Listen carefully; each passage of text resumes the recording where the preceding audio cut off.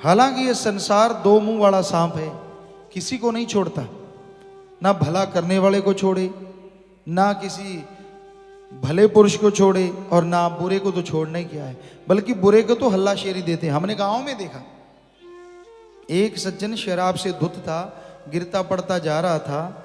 चंद लोग गांव के बीच में, अब तो पता नहीं, शायद नहीं है, पहले पटरियां से बनी हुई थी धर्मशाला के साथ साथ, चबूतरे से छोटे छोटे, तो वहां बैठे थे, हम भी वहां खड़े हुए थे, बुजुर्ग बैठे थे, कुछ नौजवान अधेड़ अवस्था के लोग बैठे थे। एक आदमी गिरता पड़ता गया, एक दो ने कहा यार देखो क्या इसकी जिंदगी है, बाकी सारे के दिल है, असल जिंदगी इसी की है, मजा ले रहा है, मजा खाक ले रहा है। असल में उनको खुशी हो रही थी कि अच्छा साला बर्बाद हो रहा है।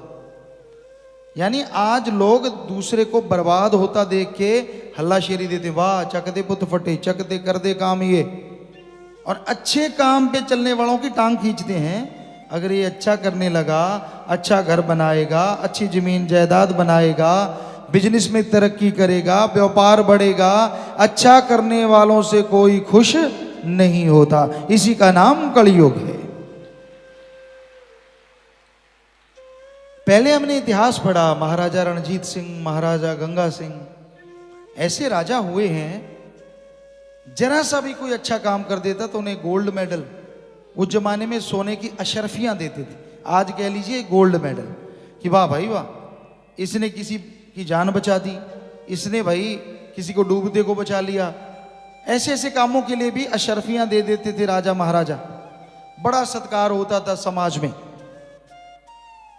पर काल अब यौवन पे, जितने अच्छे कर्म कर लो, जितने भले कर्म कर लो, काल चिढ़ता है, और तग में तो क्या देने हैं, आप जानते हैं, समझदार को इशारा काफी है। ये घोर कलयुग है, घोर कलयुग। अच्छा क्यों कर रहे हो, सवाल पूछते हैं लोग, गुरु जी आप अच्छा क्यों कर रहे हो? क्यों भाई, अच्छा करना ही धर्मों में लिखा है कि इंसानियत है, मानवता है, इंसानियत का फर्ज है। पशु नहीं कर सकते उतना अच्छा जितना अच्छा कि इंसान कर सकता है। आपको क्यों तकलीफ है भाई?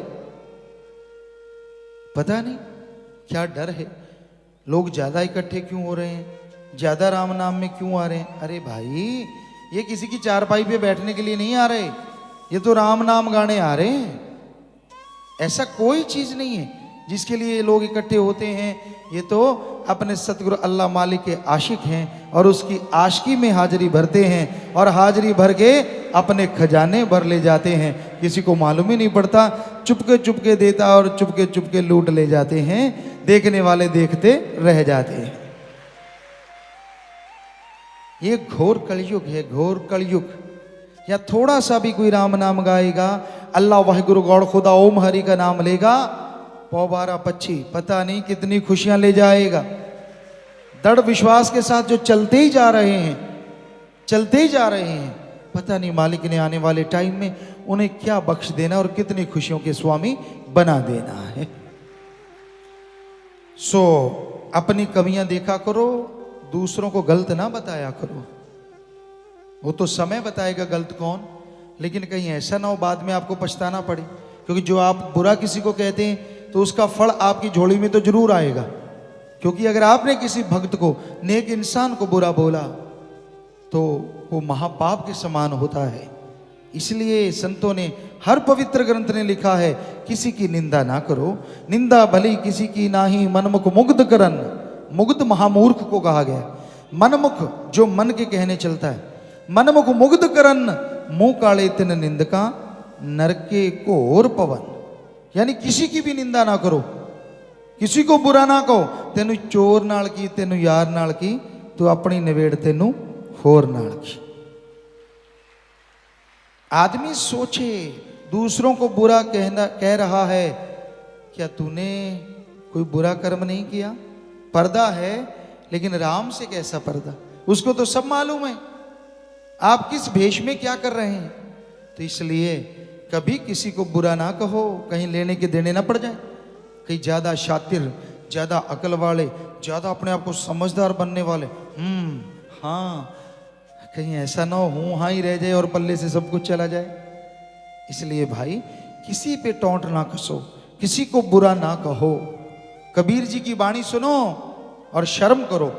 कबीरा सबते हम बुरे, हम तज भला सब कोय, जिन ऐसा कर मानया मीत हमारा सोय।